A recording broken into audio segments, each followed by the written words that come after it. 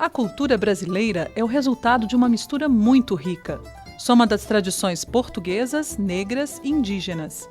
Mas se hoje celebramos essa diversidade, nem sempre foi assim. Durante muito tempo, os escravos lutaram contra a opressão dos colonizadores. Eles, que representavam praticamente toda a força de trabalho do Brasil colônia, queriam ter direitos iguais. No século XVII, em Pernambuco, um líder negro ousou enfrentar a ordem colonial e deixar as fileiras de trabalho para combater ao lado dos homens brancos em defesa das terras brasileiras.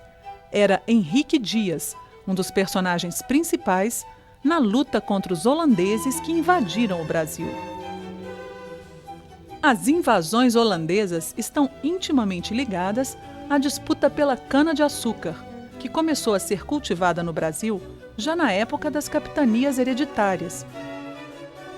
O tráfico de negros resolvia o problema da mão de obra nas fazendas, mas havia outros problemas.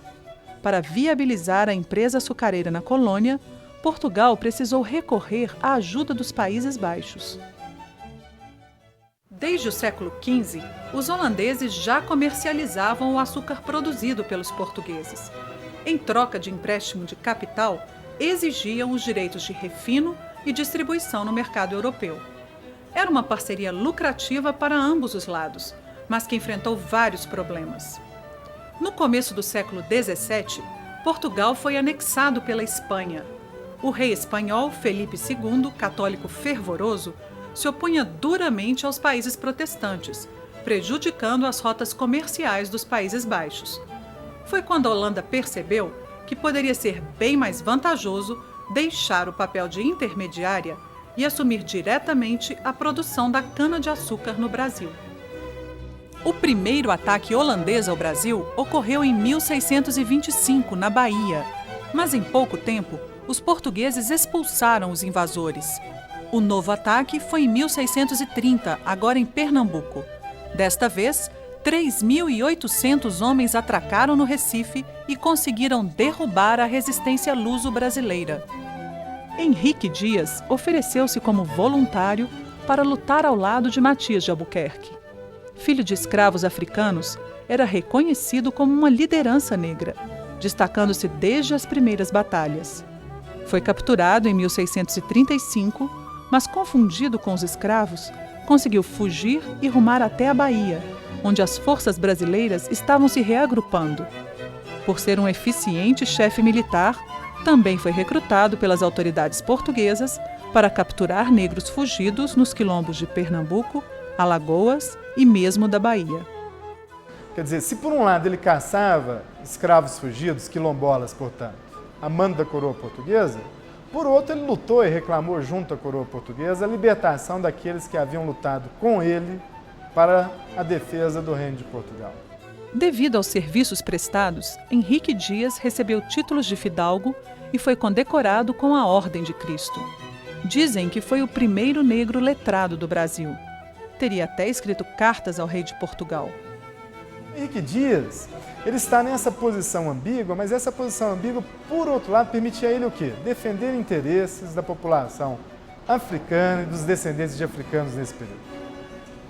Então, conseguir essa posição de destaque, de comando, de hierarquia, essa posição de autoridade, a ponto de exigir tratamento igual ao tratamento dado pela coroa, aos portugueses, isso é uma vitória fantástica para os africanos e seus descendentes naquele período. Mas o domínio holandês já estava posto.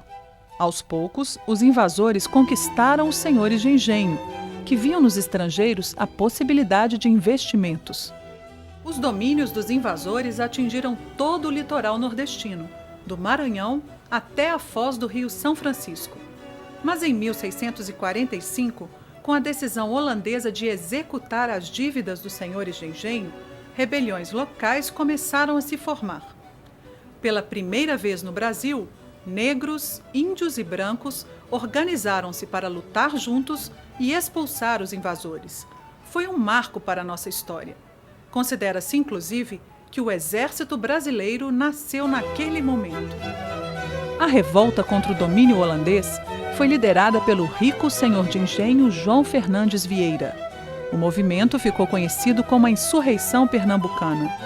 Na Batalha das Tabocas, as forças brasileiras venceram o exército holandês. A união de tropas negras e indígenas configurou-se como a melhor tática para superar os invasores.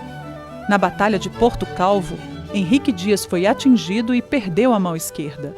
Mesmo assim, continuou firme na luta, ao lado de Vidal de Negreiros e Felipe Camarão.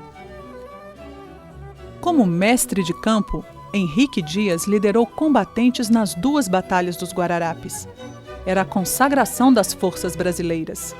Ferido em combate, não resistiu e faleceu sem ver a vitória final, que veio em 1653, quando uma poderosa esquadra portuguesa chegou ao Recife. Os holandeses foram então cercados e se deram por vencidos poucos dias depois.